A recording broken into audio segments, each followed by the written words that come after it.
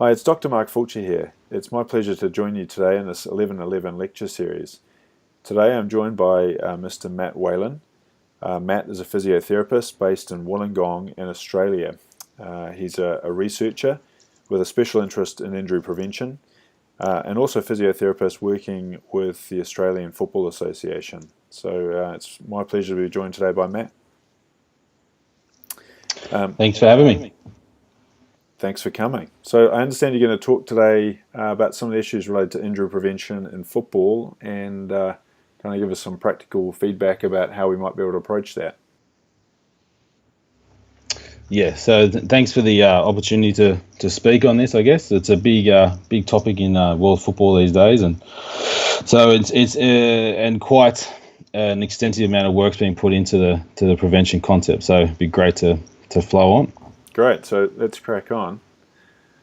All right, so in terms of the even though there's a lot more talk around injury prevention programs in football recently, as early as the 1990s, the Van Mechelen model was developed, which gave us some structure to how to develop an injury prevention program. So we often talk about injury prevention programs, but how do we actually build one and make one? Initially, there was a 4-stage process. We called the sequence of injury prevention, but that was updated more in 2006 with some of the work by some Australians, Carolyn Finch and co, where they added a couple more elements to that injury prevention based upon some of the issues we had with implementing it. So essentially, to just quickly go through the 6 stages, the first 2 stages essentially is to try and get an idea of what actually happens. So do we get what injuries we get, where they are, how they occur, how long they take, how severe they are, and to try and get a bit of an idea of what we need to try and prevent. Fortunately, in football, there's been some great work in developing the football consensus statement, which gives us a nice framework of how we should collect injuries in football. There's multiple athlete monitoring systems these days in terms of and recording it, but most in football research in particular should adhere to the football consensus statement. Then once we get an idea of what injuries we're trying to prevent, then we can look at our preventative measures. Most people think of it as a program, but it could be policies, it can be education programs, but they're essentially building back from the injuries that we've seen. Then this is where Carolyn Finch especially added in some of these concepts around this ideal condition. So in the research world, where we've got these nice randomized controlled trials where we control a lot of factors, ideally, but then looking at some of the barriers to putting them out, these programs into the real world, and then evaluating whether we can get these ideal condition-based programs into the real world, and then linking back to our basis, which is the injury surveillance. So we try and have this loop around what is going on, what do we think will work, does it work when we control it, and does it work when the real world, whether it's in elite or the sub-elite sort of setting. So importantly, when we start to look at sub-elite versus elite football, quite interestingly, the injury site, the mechanism, the time lost to injury is very, very similar. So whether you're Lionel Messi or whether you're Joe Blow playing semi-professional football, like the types of injuries that we see are very, very similar. So the most common injury type is a muscle injury, is the highest, and then followed by ligament sprains. Our most common injury sites are the thigh, which encompasses the hamstring and the quadricep, followed by the ankle, followed by the knee, the lower leg, and the hip and groin. And then our most common muscle type is the hamstring, which everyone sort of hears about, followed by the calf and groin, which are quite a bit interchangeable depending on the research, and into the quadricep muscle. Importantly, though, compared to some other football-based sports, I guess ball-based sports, non-contact injuries are more common than contact injuries. So, which gives us some of the rise into some of this injury prevention literature. One of the important things that we look at when we look at injury studies is the concept of injury incidence. Now, the injury incidence refers to the way that we evaluate how prevalent, I guess, the injuries are. So, when you look at professional setting versus the sub-elite setting, there's over twice as many injuries seen in the sub-elite setting compared to the elite setting. Now, when we look at injuries, we're looking at this as a function of exposed time. So that's how much they train in terms and play in hours. So the difference could be basically because sub-elite players train less than the elite players. It could be because they're more likely to get the same injuries. But essentially, when we look at the exposure of a sub-elite player to football, is twice as likely to get injured than in the elite setting. And then if you add in something called injury burden, which is a bit more commonly spoken about now in football, which takes into consideration the days lost to injury, then that becomes even more important, where we're looking at something like an ACL injury, which doesn't happen very often, but lots of days out, like 9 to 12 months, versus something like a hamstring injury, which happens a lot, but you're only losing, say, 14 days to injury. So that allows us to guide towards what we're going to target in our injury prevention space, so a hamstring and an ACL can be seen as equally important, despite ACLs not happening very often. So as I mentioned at the start, injury prevention programs have become very important, perceivably important in professional and elite football. So we know that most clubs do have injury prevention programs in place. This may be a function of the fact that injuries cost a lot of money now at the elite level if a player's not playing, marketing and just appearances. Most of these programs include exercises that focus on balance, strength, plyometrics, and neuromuscular training. So we know that clubs are starting to do this more and more. Importantly, which some aspects we'll talk about later, these are often performed as a separate warm-up to football-based training. So this could have an impact in terms of getting players to buy into it. In the elite setting, you may have someone who just runs the injury prevention component of a warm-up, so there's no lack of resources. But in a sub-elite setting, you may be looking at coaches having to run this. Interestingly, there's often a low level of evidence of some of the exercises. Now, to put some context around that, in elite sport versus the research world, there's often things that get done at the club level that research hasn't caught up to yet. So that doesn't mean the exercises aren't good, but just means that we don't have a lot of evidence for it. But on the flip side of that, you have things like the Nordic hamstring exercise, which has been shown to be effective for hamstring injury reduction, that doesn't get done at the top level for a few reasons around. Which probably another day, but in terms of muscle soreness and whether players like to do them or not. So at the sub-elite level, one of the big issues we have is that there's a low uptake of these injury prevention practices internationally, mainly because, and this is where we may be looking at the linking between it happens outside of training, whether we're really relying on coaches to run these, and if these programs aren't part of coaching curriculums, then whether coaches will do them, and also whether coaches think that injury prevention is effective in some ways. Most of the research you see that shows that coaches are interested in injury prevention, but a lot of them just struggle to be aware of what to do, and then lacking in resources as well. So when we look at something like, which a lot of people listening to this might have heard about, is the 11 Plus Injury Prevention Program. Which has been out since 2006 in one form or another. So originally it was the 11 program, which then morphed into the 11 Plus program. It consists of 3 parts. It contains the balance component, the strength component, dynamic warm-up, and was originally designed to replace the warm-up component of a training session. So not to be added in, but more incorporated in. Importantly, a lot of research has been performed on the 11 Plus. Across youth, women's, college age, and men's age football, and the majority of the research shows that there's an injury reduction of at least 40% when performed. As I said, the 11 Plus has been shown to be more effective than the 11 itself. Additionally, it contains some of the top 5 exercises performed in the elite team. So when we start looking at how do we get coaches to do this, then there's not a lot of difference, and we look at the same injuries that were occurring at sub-elite and elite level. The exercise really shouldn't be much different because we've got the same injuries we're trying to look at. Importantly, though, if we're going to replace a warm-up, we've got to make sure that it is effective. So some excellent work has been done looking at its effectiveness of the program to be a warm-up. And it is effective. It's also been shown to be effective to improve physical performance and also potentially to improve landing structure, which has been shown to be a risk factor within injuries itself. But at the end of the day, if the coach and the player doesn't want to do it, then it's very hard to get things done in football. So looking at strategies to improve coach support and player compliance is pretty much the key to the success of the 11 Plus in a lot of ways. So basically, when you get high compliance, so when you get people doing the program a lot, then funnily enough, it works more effectively. So a lot of research, and especially some really nice recent research from Holly Silvers, Granelli, and co in the States, in the US, has shown the more you do the program, the more effective it is, especially in injuries like ACL injury risk reduction. So, the other part too is that you don't have to do it 5 times a week to get the effect. If you do it twice a week, so you're looking at 40 minutes of exposure, that's effective enough to reduce the injury risk. But the more you do it, the better it is. So part of some recent work that we did in Australia, which is with a group of over 800 players, we actually looked at some ways to partly to try and get people to do it more. And so one of the barriers to the 11 plus is the length of time, so the 20 minutes as a warm-up. So we actually split it and put the 10 minutes of a running component at the start and then 10 minutes of the strength and balance bit at the end.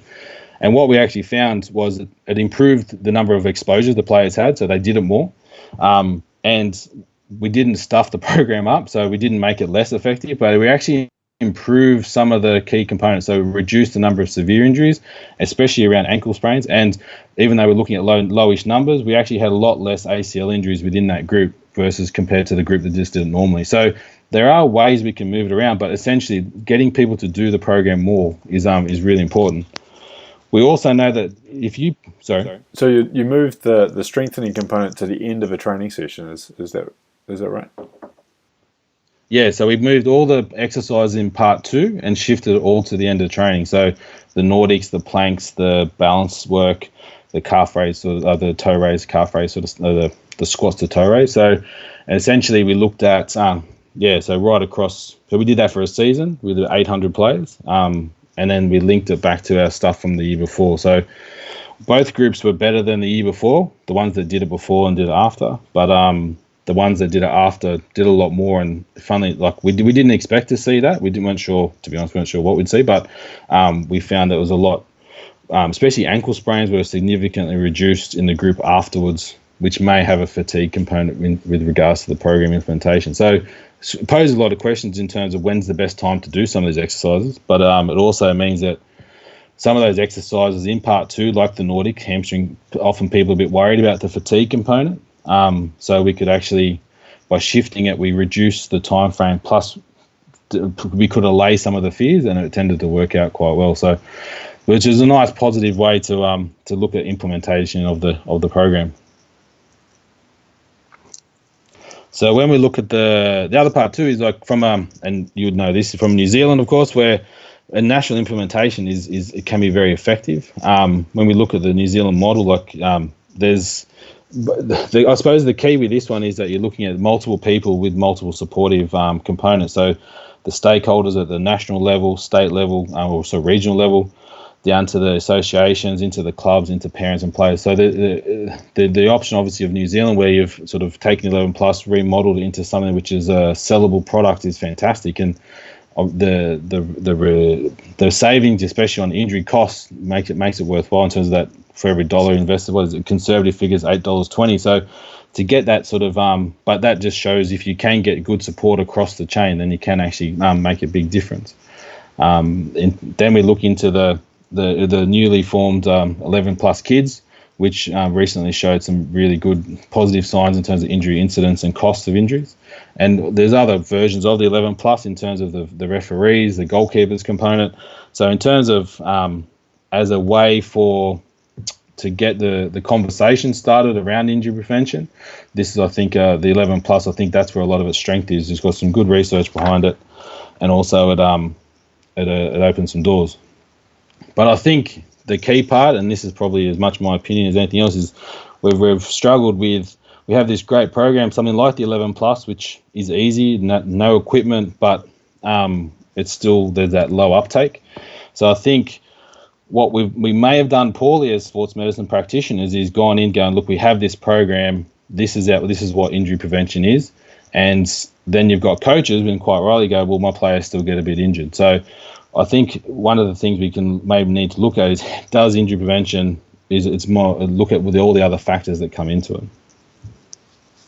So these obviously, there's a lot of dot points in the next 2 slides, but essentially the main point here is to identify there's multiple things that come into an injury prevention model or a profile. So the first point I guess, is to look at this concept of prevention in itself. So some of the more recent commentary around the concept of prevention is, can we actually prevent injuries anyway? And in some ways, if we can prevent them, we're assuming we can predict.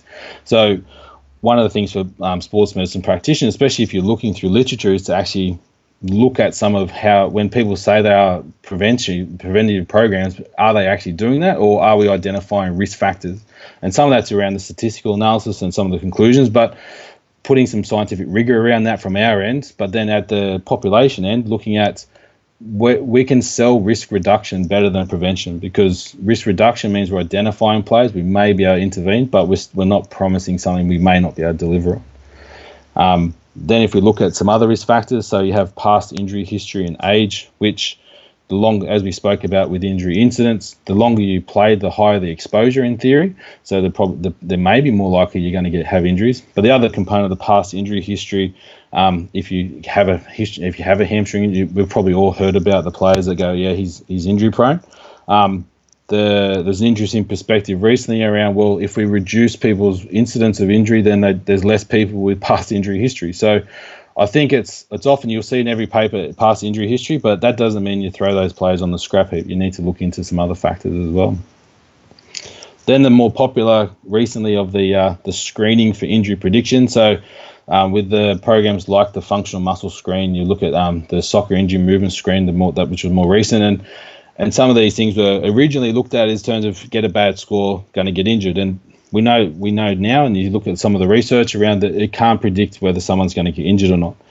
So that doesn't mean you don't screen as such, and there's a lot more conversations around there in the literature. But in terms of screening itself, can be a conversation piece, or like a medical conversation. Often these players have never spoken to a doctor, so you can maybe pick up things like that, building a relationship, but also identifying things that you're interested in. So if there's someone like a groin squeeze that you want, so taking measures that you can, number one, reproduce that are specific to what you want to look at, and then that you're going to look at changes over the time period and are sensitive to change. So it doesn't mean you throw screening out, but again, tempering down what we think we can get out of screening, I think, is a nice way forward in terms for the industry. And then we look in, a perfect example is readiness and wellness to participate in training. So at the elite level, you often see people will do daily monitoring and wellness scores. Even in the sub-elite level, we're starting to see a lot more of that come in. And a lot of this is about collecting regular data so we know what's normal for people. So someone might we look at things like sleep and nutrition. If someone's always getting 8 hours sleep and now suddenly they get 4 hours, we need to know about that. But if someone always gets 4 hours, then that might be normal for them. So in terms of identifying what's normal for people and starting to get some objective data, collecting data for the sake of it can be a problem at the moment. But if you've got data that you can actually look at and it gives you an insight into how the person's responding, especially if they're all over the place in terms of different countries, then it can be quite useful. Then we go into things like the acute chronic workload, which I guarantee would be a topic all of itself. But so the main concept, I guess, in this context of today is around this issue of not doing too much too soon. So not suddenly spiking loads in terms of how much you do at one time. So for someone who's come pre-season is a classic example where you've done nothing in the off season, suddenly go back to training and then bang, you're doing sprints. So having a more measured approach back to training, we know that it is a factor in injury risk, and that builds then into high-speed running load. So high-speed running is something that we look at now in terms of any running above any distance above 19.8 kilometers per hour. We're looking at, in the sub-elite level, probably doing half the amount of high-speed running in a game versus at the, say, English Premier League level. So our players at sub-elite don't do as much of that, depending upon the position, of course. But what we find is that if you do too much high-speed running too quickly, the injury risk goes up. But importantly as well, if you're doing adequate amount of high-speed running or higher amounts, then that can be protective. So doing it isn't a problem, but how you get there is the important part, so you don't do too much too soon. And then the final one on this page is more looking at a recent work we did looking at recording injuries. So the niggly types of, so someone, for example, a hamstring tightness. So if one of our players has a tight hamstring, what's the likelihood that they're 3 to 5 times more likely to miss a training session or a game in the next 7 days? So for trying to find a way to get players to report in like these non-time loss sort of niggly type of complaints is an important step, and potentially quite an interesting avenue, because then there's options then to intervene. So if someone has a tight hamstring and you do some strategies to reduce that tightness, then that may then reduce their risk factors in the next 7 days. So within that, you're then trying to create an environment where players will actually talk to you, because if they don't tell you that they're tight, then you can't do anything about it. Additionally, when we look at football, and often we often talk a lot more about men's football because that's where most of the research sits at the moment, but it's emerging in the other areas as well. There are differences between youth and women's and men's injury characteristics. So when we look in the youth setting, just one particular thing you're looking at nowadays is this concept of maturation and peak growth velocity. So there's some suggestion that when players are in that peak growth period, the risk of injury is higher.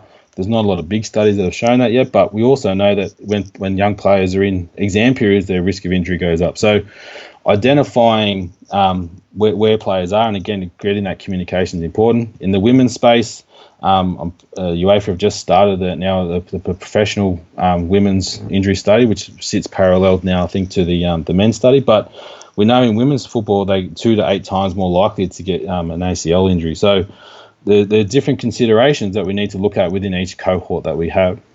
When we then look at when do we actually, if we have these exercises like the 11 plus, so when do we actually do them?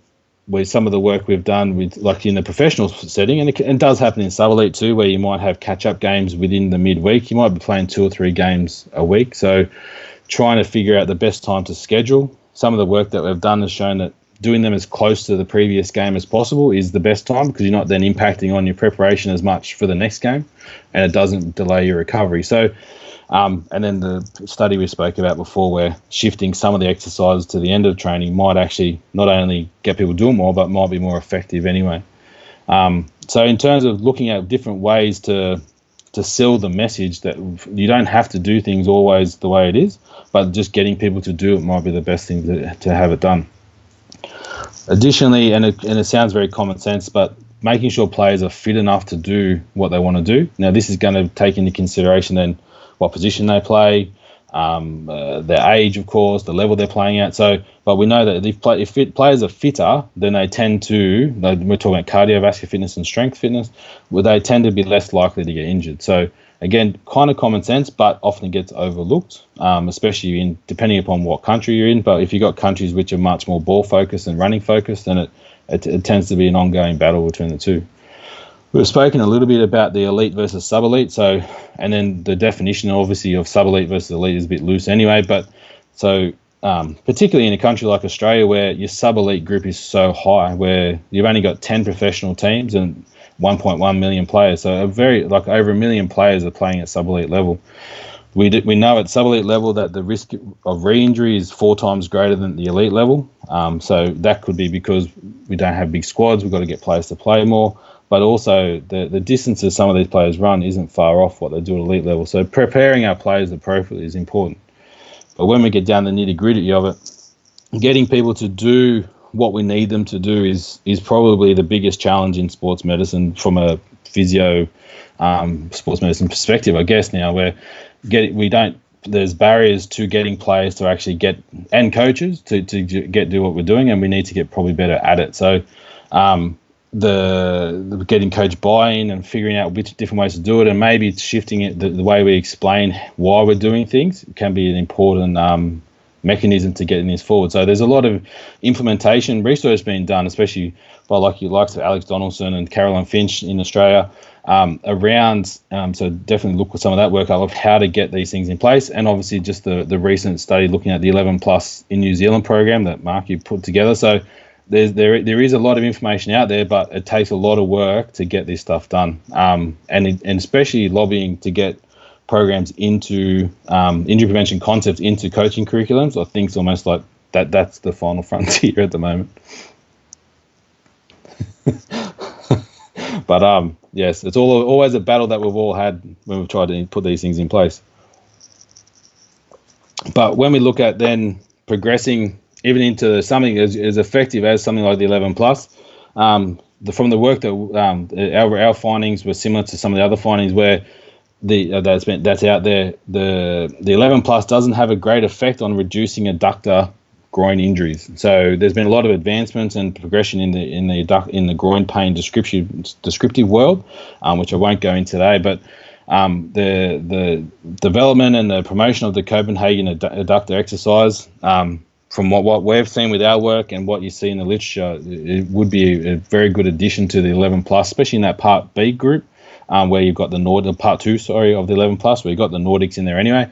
My view would be that adding the Copenhagen would be a good addition to that. And then, of course, you've got the return to play from injury, which is a problem at professional level as much as it is at sub-elite level. So as I mentioned before, there's a high level of re-injury at sub-elite, but at elite level, there's a lot now. There's return to play consensus statements coming through. So identifying that returning to play is an important component of this of the player welfare system is important. So that will then link back into our screenings as well. So when we look at putting all this together, now we've identified how complex and potentially complicated the process can be. This fantastic sort of workload injury model, which was developed by Vincent Gabbett recently, to me is a perfect way to sort of describe how all this sort of can be put together. So when we look at what we're actually doing to people, so this application of load, so we have external load, which in theory is like the dose. So what are we giving to our players? And then we can look at it from a match perspective, which we know a higher intensity, where most injuries occur. Then we look at how many times a week does this actually happen, so how many games they're playing. We've got training, which is also nowadays gym, video sessions, so you've got mental stress. But in the sub-elite setting, you've also got physical exertion from work. So they might, if they're an office worker, they're sitting all day versus someone who's digging holes. So that's what we're sort of looking at in terms of the susceptible athlete at this stage. Then when we look at what we can do about allowing, so I guess the purpose of these models is to let people do that, absorb the application of load to perform at their best, because that's essentially what we like in terms of from a sporting point of view. So if we break this model up, we're looking at the intrinsic or internal risk factors. So this is where something like screening can be quite important. So we can actually create that conversation from a medical point of view. You'll have the discussion around cardiovascular risk factors, identify any key factors. And what I like with this model in particular, you've got your modifiable, non-modifiable factors as well. So that's where we're looking at our baseline testing. So how fit are we at the start? What's our baseline strength in itself? And this is where something like the 11 plus your Copenhagen might come into as something to address most of these things. So you may do your screening components to ask the questions to get your reproducible monitoring components, but then also your injury prevention program may sit into try and address some of these factors. And then once we've applied that load through the game, and then how do we know how the player is going or the team's going in some way? So these days, often clubs are using GPS. Even in the sub-elite setting now, GPS units are down, like good GPS units are down to around $300 a unit. So there's a lot more players being exposed to GPS technology. One concern, especially at the sub-elite level, is how we use that data. So there's still the issue where coaches just look at the raw numbers of how far they ran. So education around what we should expect out of players is important. But then we can look at things simple as RPE, which is so rating of perceived exertion, and then you can multiply that by the duration to get your training load and wellness and how players responded. During the season, you may then also look at testing in terms of fitness, or you can just have a readiness component. So a lot of things are being done via Excel spreadsheets these days. So you can look at expensive systems, but you can also just get things done on a very simple ask a question. And then finally, we're then looking at our return to play. So if someone does get injured, what do we do? So, and again, this is where, to me, if you're going to look at what you're going to do in a screening session, your screening should be able to be used in your return to play criteria. So what were you beforehand? What were you after? Now, with some questions, maybe then, do you need to be stronger or fitter than you were before the baseline to avoid that next injury? That's dependent upon the injury. But in terms of making sure you are prepared, that's essentially why we take some of the measures we do.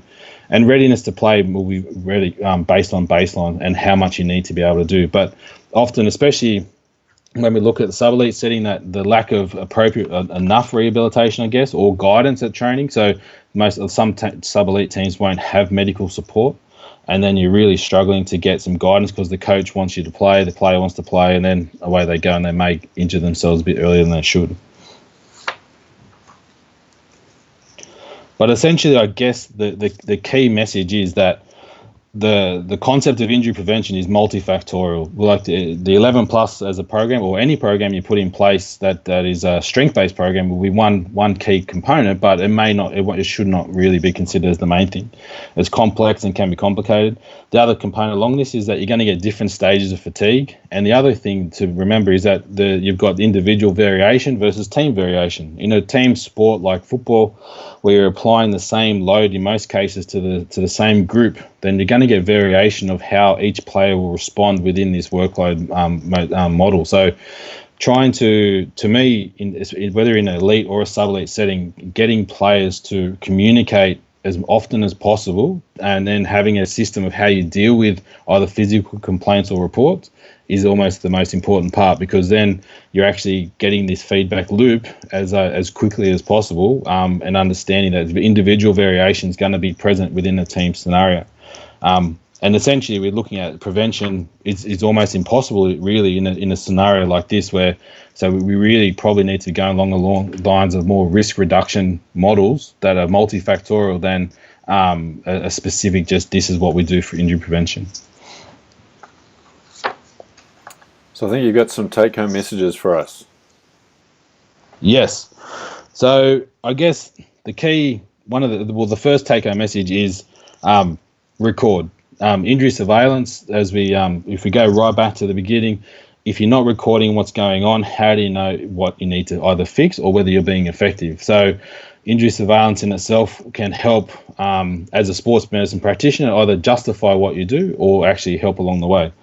Secondly, do what we know works. So, which is a very simple statement for a complex concept. So if the 11 plus, the Nordics, the Copenhagens, the acute chronic workload monitoring. So there is a lot of things that we know that work that don't get implemented appropriately. So as sports medicine practitioners, try to understand what we do know works, and then work out and then talk to coaches about how we can get this stuff into place. It doesn't have to be overly complicated though. So it's a matter of just trying to get things done that we know works. And this is where education and working hard with coaches is key. So importantly, listening is often a skill as sports medicine people that we feel that we don't do very well. Well, in clinics we do it well, but when we're dealing with coaches or other stakeholders in football, sometimes I don't think we do it as well as we should. So what does the coach want? How do they want to behave? What do they think is important? So really spend some time before a season starts or during a season to see how things are going.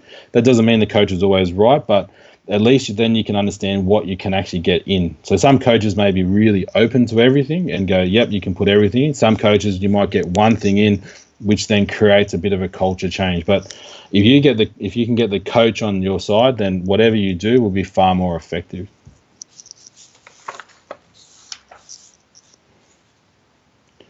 This one is probably just more of a summing up of what we spoke about before, where like really prevention is multifactorial. So in some ways, understanding what the limitations of what we know is also just as important as what we do know. So being open to new things, being open to change as something comes up, then we can make sure we adjust our programs accordingly. But if you go in there with this is what we know for sure, then you may actually miss some of the big picture. So being open and being honest with what we don't know is as important as what it is. But identifying individual player risk is an important part of how we roll these programs out.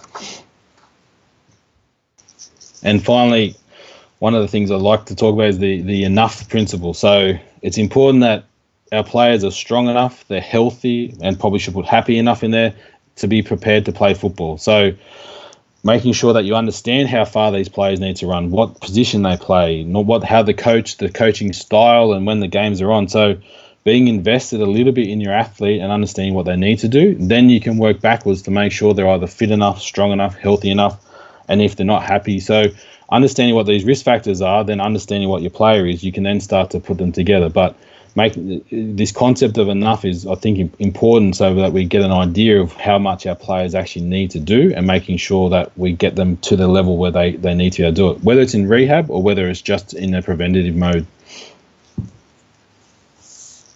So look, Matt, thanks very much for your time. And I think that's a fascinating overview of some of the issues related to injury prevention. So thanks very much for that. Oh, no problem. More than welcome. So I think, as you know, you're not quite off the hook yet. So one of the interesting things about these talks is that for those of you listening out there do have the opportunity to pose questions to our experts via the FIFA Medical Network. And so to do this, if you're interested, you need to join the 1111 group relevant to on the network, and post questions to the wall, and we'll try and answer them for you. So this time we've got a couple of questions for you, Matt.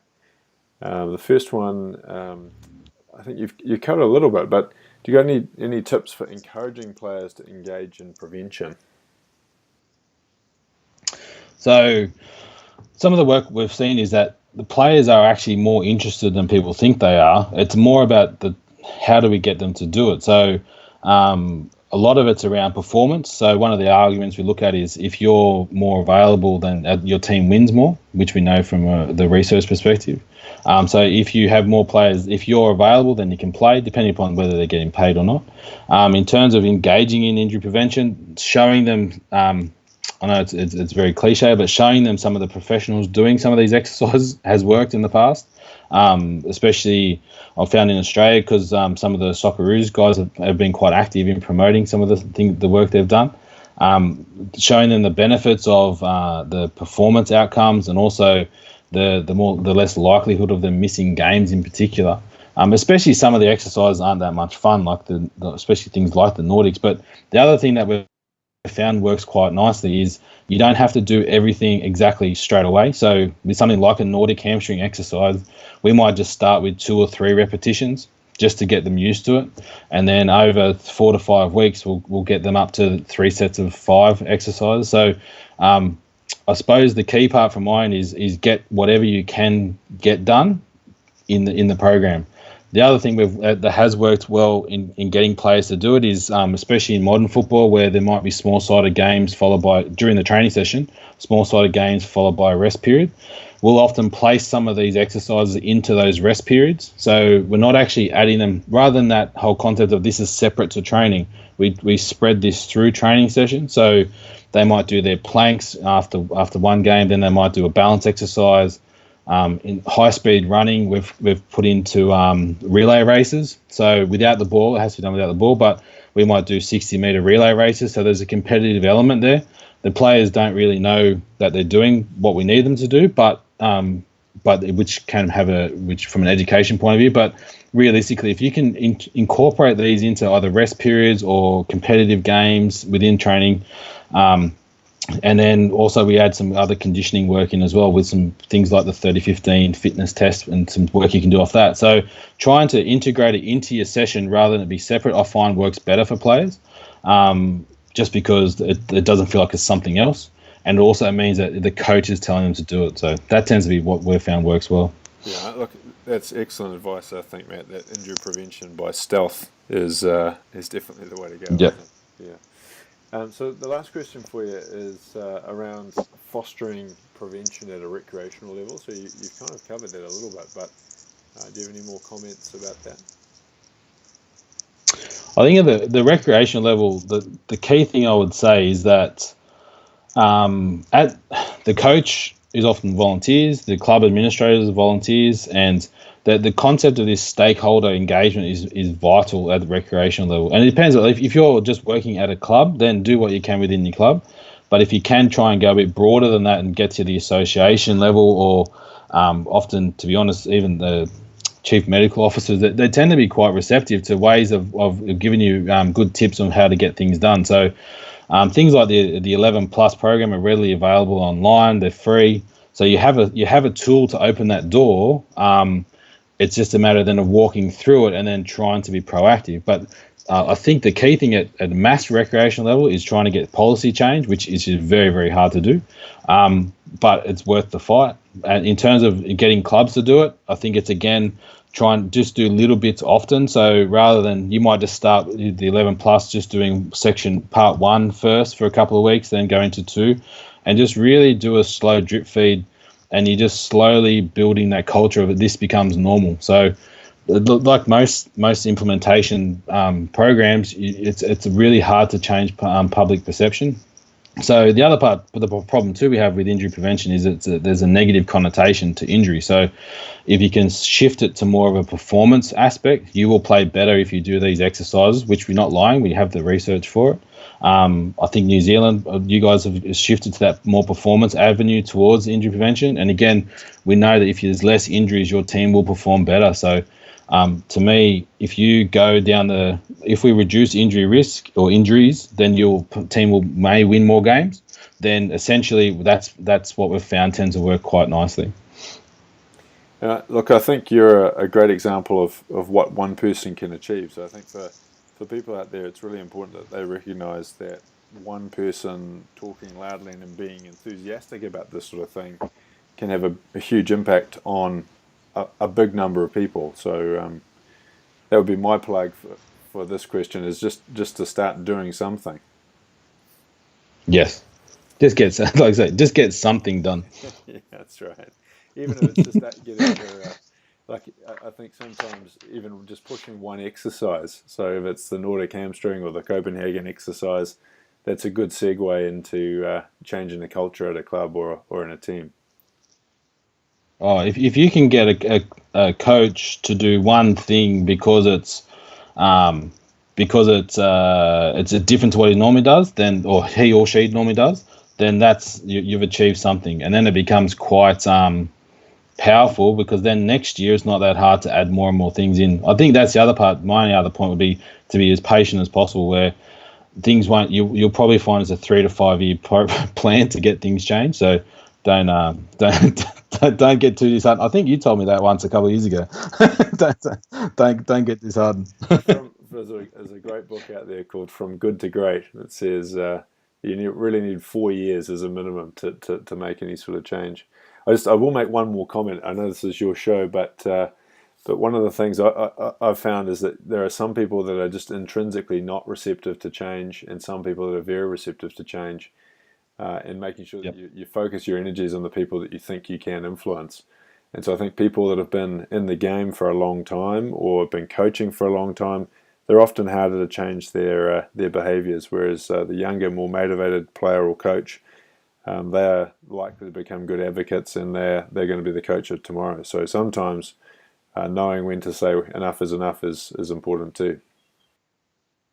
100%. I think that's a spot on point, because and if you're there trying to push these things, then it's very disheartening when you get told in those uncertain terms that this isn't going to work.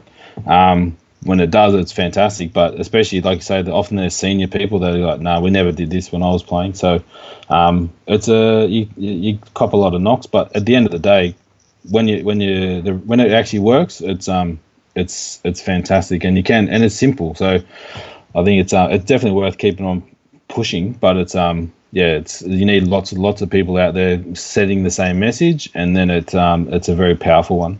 Wow. Look, we're definitely on the same page, Matt. So look, thanks very much for a fascinating talk, and I know that that's going to be really well received out in the network. Thank you very much. No, thank you.